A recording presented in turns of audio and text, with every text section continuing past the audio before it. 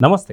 2025 సంక్రాంతి బరిలో నించున్నటువంటి ఒక అన్ని సినిమాల్ని కూడా ఢీ కొట్టి మరి హిట్ అయిన సినిమా సంక్రాంతికి వస్తున్నాం. అయితే ఫ్యామిలీ ఎంటర్టైనర్గా వచ్చినటువంటి ఈ సినిమా బ్లాక్ బస్టర్ కాదు, ట్రిపుల్ బ్లాక్ బస్టర్ అని చెప్పుకోవాలి. వెంకటేష్ గారి కెరియర్లో ఇదొక బిగ్గెస్ట్ హిట్ అని చెప్పుకోవచ్చు. అయితే మొత్తానికి మనతో పాటు ఈ సినిమా గురించి పూర్తి పోస్ట్ మార్టం, అసలు ఎందుకు హిట్ అయింది, ఎలా హిట్ అయింది, హిట్ అవ్వడానికి కారణాలు ఏంటి అనే రీజన్స్ అన్నీ కూడా మనతో పాటు షేర్ చేసుకోవడానికి రెడీగా ఉన్నారు సీనియర్ జర్నలిస్ట్ హేమసుందర్ గారు. వారిని అడిగి తెలుసుకుందాం. సార్ నమస్తే. నమస్తే అండి. సార్, సంక్రాంతికి వస్తున్నాం, మీరు ఎన్నిసార్లు వెళ్ళారు? నేను 2 సార్లు చూశానండి. సో సాధారణ ఒక సినిమా ఏదైనా సరే ఒకసారి చూస్తుంటారు, 2 సార్లు చూశారు అనగానే ఖచ్చితంగా దాంట్లో సాధారణంగా నేను ఏ సినిమాని 2వ సారి చూడను. ఎందుకంటే నేను ఎక్కువ సార్లు చూసిన సినిమా సోహన్ బాబు సురేష్ మూవీస్లో సోగ్గాడు సినిమా, జయచిత్ర జయసుధ గారు ఉన్న కాంబినేషన్లో సినిమా 12 సార్లు చూశానండి. ఆ తర్వాత ఎక్కువ సార్లు చూసిన సినిమా భాష, అది 13 సార్లు చూశాను. ఓకే, అంటే థియేటర్లోనే, నేను చెప్పేది టీవీలో వాటిలో కాదు, థియేటర్లో 13 సార్లు చూశాను. మరి ఇక ఇంట్లో రామ ఏదో క్వశ్చన్ 4 సార్లు చూశాను. ప్రేమ సాగరం అనే సినిమా ఉంది, అప్పట్లో మ్యూజికల్ హిట్, అది ఒక 4 సార్లు చూశాను. 2 సార్లు చూడను, కానీ ఈ సంక్రాంతికి వస్తున్న సినిమాని మాత్రం 2 సార్లు చూశాను. సాధారణంగా సినిమాని ఒకసారి కాకుండా 2 సార్లు లేదా 3 సార్లు లేదా 10 సార్లు చూస్తానికి 2 అర్థాలు ఉంటాయి. ఒకటి సినిమా బాగా నచ్చి, లేదా సినిమా అర్థం కాక. మీరు ఏ కోవలో చూస్తుంటారు ఇన్నిసార్లు సినిమాని? అంటే నేను సోలోగా చూసా ఫస్ట్ ఒకటి. ఓకే, అంటే మా ఆవిడ మొహంలో సంతోషం కోసం 2వ సారి చూశానండి. పిల్లలతో కూడా చూద్దాం అనుకున్నా, కానీ వాళ్ళు చూసేస్తుంటారు ఆల్రెడీ, ఫ్రెండ్స్తో వెళ్ళిపోతుంటారు కాబట్టి ఇక అక్కడితో సరిపెట్టేశాను. 2 సార్లు చూశాను. ఇక మీరు అడిగారు ఈ సినిమా ఇంత పెద్ద హిట్ అవ్వడానికి కారణాలు ఏంటంటే, ముఖ్యంగా 14 తారీఖు రిలీజ్ అయింది, అంటే 15 రోజుల్లో 300 కోట్లు, 15 రోజుల వ్యవధిలో 300 కోట్లు రావడం అనేది ఒక రికార్డ్ బ్రేక్. అది ఇంత పెద్ద హిట్ అవ్వడానికి నేను అనుకున్న కారణం ఏంటంటే, ఫస్ట్ హాఫ్లో వచ్చే గోదావరి గట్టు సాంగ్ ఉంది కదా, ఆ సాంగ్ తర్వాత వచ్చిన సన్నివేశం ఏదైతే ఉందో అది హైలైట్ సన్నివేశం సినిమాలో. అక్కడ ప్రధానంగా వాళ్ళ నాన్న మీద వాళ్ళందరూ విమర్శలు చేస్తూ ఉంటే, పాటలు పాడాడని, పెంగులు పగలు కొట్టాడని, అప్పడాలు ఒడియాలు అయిపోయినాయని, ఇక బుల్లిరాజు గారు సీరియస్ అవ్వటం, ఒక భాషా లెవెల్లో బయటకు వచ్చేసేసి ఒక్కొక్కరికి క్లాస్ పీకటం, మా నాన్న వేసేది నాజుగ్గా 2 స్టెప్పులు ఇట్టా ఇట్టా ఇట్టా అంటూ వెంకటేష్ స్టైల్లో ఇలా అనటంతో అది హైలైట్ సన్నివేశం. ఆ సినిమాకి పెద్ద హైలైట్ సన్నివేశం ఏంటంటే అక్కడ. ఆ తర్వాత అక్కడ సన్నివేశం అక్కడ తాపలా. ఇప్పుడు ఆ సన్నివేశాన్ని అక్కడ తాపితే వేరే ఉన్నది. అందరితో కూడా మళ్ళీ లాస్ట్లో క్లైమాక్స్లో వాళ్ళందరూ వెళ్ళిపోతూ కూడా గోదావరి గట్టు పాట వాడుకు డ్యాన్స్లు వేసుకుంటూ వెళ్ళిపోవటం, ఇట్లా ఆ సన్నివేశం అనేది సినిమాకి పెద్ద హైలైట్ అయింది. అయితే సినిమాకి సంబంధించి చూసుకుంటే, మనం సాధారణంగా ఏదైనా సినిమా చూస్తే హీరో, హీరోయిన్, విలన్, వీళ్ళు ముగ్గురు ప్రధాన పాత్రలకి తీసుకుంటాం. ఈ ముగ్గురు హిట్ అయ్యారంటే మనకు సినిమా హిట్ అయినట్టు చెప్పుకోవచ్చు. కానీ ఇక్కడ ఇంత పెద్ద ఘన విజయం వచ్చింది అంటే మనకు ప్రతి ఒక్క పాత్ర గుర్తుండిపోయే పాత్రే. అటు పక్క మనం చూసుకుంటే ఐశ్వర్య రాజేష్ కావచ్చు, ఇంకో పక్కన చూసుకుంటే ఇంకొక హీరోయిన్ మీనాక్షి చౌదరి కావచ్చు, అదేవిధంగా శ్రీనివాస్ రెడ్డి కావచ్చు, ప్రతి ఒక్కరు. సో ఒక్కొక్క క్యారెక్టర్ని గుర్తించుకుంటూ ఉంటే మీకు ఎలా అనిపిస్తుంది? ఇప్పుడు మీరు చెప్పిన పాత్రలు కాకుండా మురళీధర్ గౌడ్ పాత్ర ఉంది, మాయ పాత్ర. ఎవరికి భయపడని ఆయన మనవడికి భయపడతాడు. 5 లక్షల రూపాయలు బ్యాగ్లో ఇంత కన్నంలోంచి ఇంత పడిపోయినాయా అంటాడు. ఆ సన్నివేశం చూడండి. అక్కడ బుల్లిరాజు ఎక్స్ప్రెషన్స్ ఇచ్చేసరికి ఆయన డైలాగ్ మార్చేస్తాడు. అంటే అతనికి నోరుకి, మనవడి నోరుకి ఎంతమంది భయపడతారు అనేది. అట్లాగే నీకు ఏవి తెలుసా అంటాడు. అత్తిలి వెంకటరావు, నువ్వు జనరల్ నాలెడ్జ్ అంటూ ఊరిగా పడి తిరుగుతుంటే నువ్వు ఇటు బయట రాగానే ఇంట్లో దూరుతున్నాడే అంటాడు. అంటే కుర్రవాడితో పెద్ద మాటలు మాట్లాడించినా జనం ఎంజాయ్ చేశారు. అవును, ప్రధానంగా ఏంటంటే అక్కడ అలాగే నేను కోరికేస్తా అంటాం, ఆ మేనరిజం, అది అనిల్ రావిపూడి వాళ్ళ అబ్బాయి అట్లా అంటూ ఉంటా అంటే అది ఎత్తుకొని దీంట్లో పెట్టాడు, అది బాగా క్లిక్ అయింది. అదే అండి. అయితే మనం చూసుకుంటే సాధారణంగా ఏ సినిమాలో ఉన్నా సరే మనం ఒక 6 పాటలు 3 ఫైట్లు చూస్తుంటాం. సో ఫైట్లే లేనటువంటి సినిమాలాగా చెప్పుకోవచ్చు. ఎందుకంటే ఆ ఫైట్లు ఉన్నా సరే అది కామెడీ ఫైట్లు అని మనం తీసుకోవచ్చు. సో ఫైట్స్ ఉంటేనే సినిమా ఆదరిస్తారా, పాటలు ఉంటేనే సినిమా సక్సెస్ అవుతుందా, లేదంటే ఏం చెప్తారు? అసలు ఫైట్ లేకుండా కూడా ఈ సినిమా హిట్ అయ్యేది. ఎందుకంటే ఫస్ట్ హాఫ్ ఈ సినిమాకి పెద్ద హిట్ అండి. అలాగే 3 పాటలు ఇక్కడ ప్రధానంగా ఏంటంటే బీమ్స్ సంగీతం, ధమాకా సినిమా అప్పుడు రవితేజ కూడా చెప్పాడు, ఆయన వేదిక మీద చెప్పినట్టుగానే ఈ సినిమాకి వచ్చేసరికి బీమ్స్ పాటలు అనేది అసలు అతనికి ఒక ఇది పడిపోయింది, బ్రాండ్ పడిపోయింది. ముఖ్యంగా గోదావరి గట్టు సంగ రమణ గోగులు పాడిన ఆ పాట. ఇంకోటి ఏంటంటే లవ్ స్టోరీని ఈనో డింగ్ డింగ్ అనే పాట ఉంది కదా, అంటే ఆ ఫ్లాష్ బ్యాక్ కథని ఒక కథలాగా సన్నివేశలాగా చూపించకుండా కేవలం ఒక పాట రూపంలో చెప్పడం, అది హైలైట్. అలాగే సంక్రాంతి పాట నేను పాడతా అంటే వెంటపడి ఆ పాట పాడే విధానాన్ని పెట్టి దాన్ని ప్రమోషన్ చేయడంలో కూడా సక్సెస్ అయ్యారు. అంటే అనిల్ రావిపూడి సినిమా తీయటం ఒక ఎత్తు, ఆ సినిమాని జనంలో తీసుకెళ్ళడానికి ఆయన చేసిన చిన్న చిన్న రీల్స్ ఉన్నాయి చూసారా, అవి ఒక హైలైట్ అయినాయి. నేను పాడతా అంటే వెంట పడటం కానీ ఇవన్నీ కూడా ప్రమోషన్స్కి ఆయన చాలా హెల్ప్ అయింది. ఇట్లా అంటే కర్ణుడి సావుకు కారణాలు అనేక కదా అంటారు కదా, ఒక సినిమా హిట్ అవ్వడానికి కూడా అనేక కారణాలు ఉంటాయి. ఈ సినిమాలో మీరు అన్నట్టుగా ఐశ్వర్య రాజేష్ నటన కానీ, మరి మీనాక్షి చౌదరి అందాలు కానీ, మరి విక్టరీ వెంకటేష్ నటన కానీ, మరి అటు శ్రీనివాసరెడ్డి కానీ, ఇక ఓవరాల్గా బుల్లిరాజు సినిమాకి సగం ఎసెట్ ఈ బుల్లిరాజు పాత్ర అని చెప్పాలి. అతని పేరు రేవంత్ అయినా కానీ మనం బుల్లిరాజు అనే మాట్లాడుతామంటే బుల్లిరాజు అనే ఓన్ చేసుకున్నారు జనం.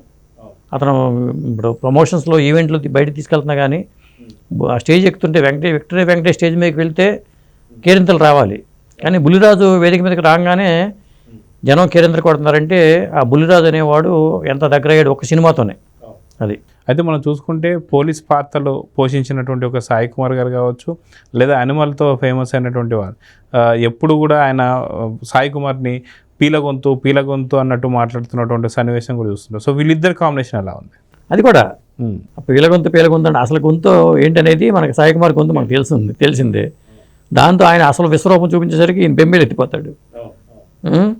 ఆ ఇద్దరు సన్నివేశాలు కానీ, అలాగే పక్కన వీటి గణేష్ నేను పార్టీ అధ్యక్షుని కదా అంటూ మైక్ ముందుకు వచ్చి ఎక్స్పెక్ట్ చేయటం, లోకమంతా నీ వైపు చూస్తుంది అని చెప్పే సన్నివేశాలు కానీ, అంటే ఇక్కడ పక్కా స్క్రిప్ట్ అండి. ఓవరాల్గా అతనికి ఎవరు రాశారో ఏం చేశారో అనేది కాకుండా దాని స్క్రీన్ ప్రెజెన్స్ కూడా, దాన్ని ఒక డైలాగులు రాస్తారు, అందరూ రాస్తారు, అద్భుతంగా రాస్తారు, కానీ సరిగ్గా పిక్చరైజేషన్ విషయంలో లోపాలు ఉన్నాయి అనుకోండి, అది పండదు. అంటే ఆ డైరెక్టర్ గొప్పతనం అనేది అక్కడ తెలిసిపోతుంది. ఇప్పుడు అనిల్ రావిపూడి సినిమాలు అన్నీ చూసుకుంటే ఒక సినిమా పోనీ అట్లా వచ్చి ఫ్లూక్ హిట్ అనుకుందాం, రెండో సినిమా అట్లా ఉండదు, ద్వితీయ విఘ్నం అంటారు. కానీ అట్లా కాకుండా అన్ని సినిమాలు హిట్ అయితే 8 సినిమాలు 10 ఏళ్లలో 8 సినిమాలు వరుస పెట్టి హిట్లు చేశారంటే ఖచ్చితంగా 100% క్యాపబుల్ డైరెక్టర్ అని చెప్పాలి. అదే మనం చూసుకుంటే దీంట్లో ఇంకొక మంచి సన్నివేశం చూసుకుంటే పాపా పాండే. ఈ పాపా పాండే క్యారెక్టర్ కూడా ఏదైతే ఉందో తను జైలు నుంచి విడిపించడం కావచ్చు, తను తీసుకెళ్లే సన్నివేశంలో ఏదైతే ఐశ్వర్య రాజేష్ ఎవరైతే ఉంటారో ఆవిడ ఆ ముద్ద అన్నం పెట్టడం కావచ్చు, ఆవకాయ ముద్ద, దాన్ని తినన్నయ్యా అని చెప్పి అన్నాం, నేను తినలేదమ్మా అని చెప్పి అన్నాడు. ఈ సన్నివేశం ఎలా చూడాలంటారు? ఇప్పుడు కొంతమంది కొట్టి చంపుతారంటారు కదా, కొంతమంది మర్యాదలతో పెట్టి చంపుతారు. అది అర్థం పట్టేలాగా, ముఖ్యంగా ఆ గోదావరి జిల్లాల్లో ఆ ఇది ఉంటుంది కాబట్టి పప్పన్నయ్య అంటూ ఆయన పట్టుకుని ఆ పెట్టడం, అక్కడ పడిపోవడం, ఆ పైగా ఆ సన్నివేశంలో కూడా చనిపోతూ కూడా వద్దమ్మా అంటూ చనిపోవడం కానీ అది హైలైట్. అలాగే ఆ శవం, ఆ పాపా పాండేతో చేసిన శవంతో చేసిన కామెడీ కానీ, ఇవన్నీ సెకండ్ హాఫ్ కూడా వీక్ అని కూడా లేదు, ఎందుకంటే జనం కొత్తగా ఫీల్ అయ్యారు. అదే తన చేతిలో ముద్దుండగానే కాకి వచ్చి తినడం, తను అక్కడ అంత సీరియస్ మూడ్ లో కూడా ఏంటి అని చూస్తే తన పిండాన్ని తనే పెట్టుకుంటున్నాడు అని చెప్పడం కానీ. సో ఇవన్నీ అంటే సాధారణంగా సినిమా చూసే వాళ్ళకి మాత్రం ఇవన్నీ కనిపిస్తుంటాయి, కానీ వెనక ఉన్నటువంటి ఒక ఎంత కృషి అనేది ఎవరికి అర్థం కాదు. సాధారణంగా మీరు దాదాపు కొన్ని సంవత్సరాల నుంచి సినీకి సంబంధించి క్రిటిక్స్గా కూడా ఉన్నారు కాబట్టి ఒక్కొక్కరికి ఒక్కొక్క లైన్ రాస్తుంటారా? ఎందుకంటే పాపా పాండేకి రాసేటువంటి ఒక రైటర్ ఒకళ్ళు, ఇలా కమెడియన్కి రాసే లైన్ ఒకరు, అలా ఉంటుందంటారా? లేకపోతే ఎలా? సినిమా ఫీల్డ్ రాస్తారండి కామెడీ సన్నివేశాలన్నీ కొంతమంది చెప్తూ ఉంటారు, కొంతమంది రాస్తారు. అప్లాచార్య అని గతంలో ఒక ఆయన ఉండేవాడు, ఆయనతో రాయించేవాళ్ళు. సినిమా అంతా రాసేవాళ్ళు అయితే కామెడీ ట్రాక్ రాసేవాళ్ళు కూడా సపరేట్గా ఉంటారు. కానీ అంటే కొంతమంది ఒక లైన్ చెప్పినప్పుడు కూడా వాళ్ళకి రెమ్యునరేషన్ ఇస్తారు. ఒక మంచి సినిమాలో ఒక లైన్ చెప్పండి, పర్టికులర్ కల్కి సినిమాకి చాలా టీం పనిచేశారు, ఒక టీమ్ ఆఫ్ రైటర్స్ పనిచేస్తున్నారు కల్కి సినిమాకి. ఇప్పుడు సింగీతం శ్రీనివాసరావు గారు మొదలుపెట్టి ఇంకా చాలామంది పనిచేశారు. వాళ్ళందరూ బయటికి రారు, కొంతమంది ఏంటంటే చాలామంది రారు. ఇక్కడ కూడా అంటే వాళ్ళు రాసేయని తీసుకుంటారని కాదు, వాటిలో బెస్ట్ తీసుకుంటారు, కామెడీ ట్రాక్స్ సింక్ చేసుకుని సింక్ అయ్యేలాగా మార్చుకుంటారు. అక్కడ వర్క్ క్యాపబిలిటీ అర్థం. దాసనారాయణరావు కూడా అంతే. ఇప్పుడు దాసనారాయణరావు గారు చాలామంది పనిచేస్తూ ఉంటారు, దాంట్లోంచి ది బెస్ట్ తీసుకుంటారు, తీసుకుని అన్ని పాత వేరే సినిమాల్లో అవసరం అనుకున్న దీంట్లో మార్చుకుంటారు, దీన్ని అడ్జస్ట్ చేసుకుని ఆ తగ్గట్టుగా స్క్రీన్ ప్లే రాసుకుంటారు, అట్లా పెడతారు. ఇక్కడ మరి ఈ సినిమాకి దాదాపు అన్నీ కుదిరినాయి, పిక్చరైజేషన్ కూడా కుదిరింది. ఒక సినిమా హిట్ అవ్వాలంటే ఇప్పుడు ప్రతిఘటన సినిమా చెప్తాం, విజయశాంతి ప్రతిఘటన సినిమా, టీ కృష్ణ గారి డైరెక్షన్లో వచ్చిన సినిమా.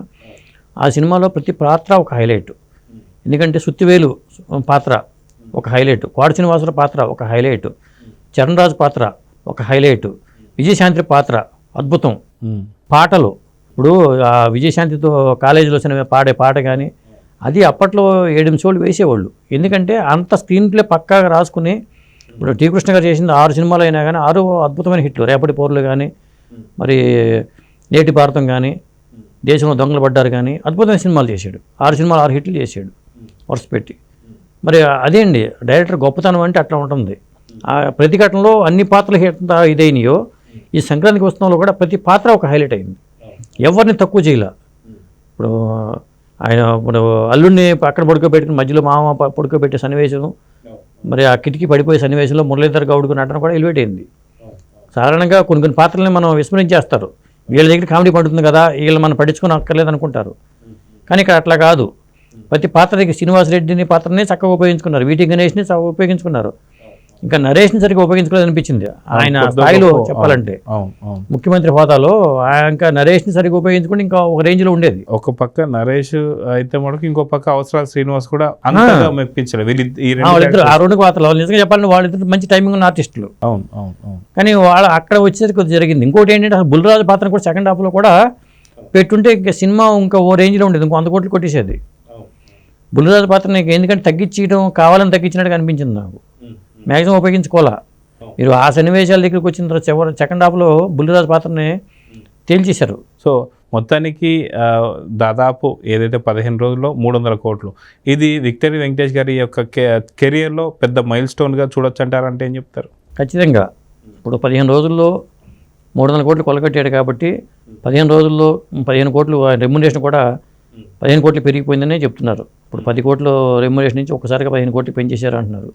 ఖచ్చితంగా పెంచేస్తారు. ఎందుకంటే విక్టరీ వెంకటేష్ని ఎలా ఉపయోగించుకోవాలో చూశారు, ఎలా ఉపయోగించుకుంటే సినిమా హిట్ అవుతుందని చూశారు జనం. ఇప్పుడు నువ్వు నాకు నచ్చావు కానీ మీరు చూడండి, గతంలో చంటి సినిమా ఆ పాత్ర కల నువ్వు నాకు నచ్చావు, మరి మల్లీశ్వరి కావచ్చు, సుందరాకాండ కావచ్చు, మరి విక్టరీ వెంకటేష్ కలిసి ఉన్నవరా సినిమా కావచ్చు, ప్రేమించుకున్నవరా సినిమా కావచ్చు, ఇట్లా చాలా సినిమాలు ఉన్నాయి. కలిసి ఉన్నవరా సినిమాలు కూడా నవ్వులు ఉంటాయి. మరి నువ్వు నాకు నచ్చావులో కూడా ఇట్లా మరి విక్టరీ వెంకటేష్ ఈ తరహా సబ్జెక్ట్ కింద వస్తే F2లో మనం ఆల్రెడీ చూసాం కాబట్టి మనం ఇట్లా చెప్పుకుంటూ ఆయన చెప్పేది సన్నివేశం ఉంది కాబట్టి మరి ఈ సినిమా కూడా ఆయనకి కెరీర్లోనే ఒక మైల్ రాయికి నిలిచిపోయే సినిమా. ఎందుకంటే అసలు 150 కోట్లు గ్రాస్ రావడమే ఆయన సినిమాలకు గొప్ప. అలాంటిది 300 కోట్లకు వెళ్ళిపోయాడంటే మామూలు విషయం కాదు. సో చూద్దాం సార్, మొత్తానికి సినిమా మాత్రం హిట్ అవడంలో అటు కెప్టెన్గా అనిల్ రావుపూడి గారు కావచ్చు, మిగతా ఎవరైతే ఉన్నారో ప్రతి ఒక్క పాత్ర వాళ్ళకి తగ్గ న్యాయం అయితే చేశారు. సో ఇదే కాకుండా మళ్ళీ ఇంకో శుభవార్త కూడా ఏంటి అంటే మళ్ళీ సంక్రాంతికి వస్తున్నాం అని చెప్పేసి మళ్ళీ ప్రకటించేశారు. సో చూద్దాం జరగబోతుందో. నమస్తే.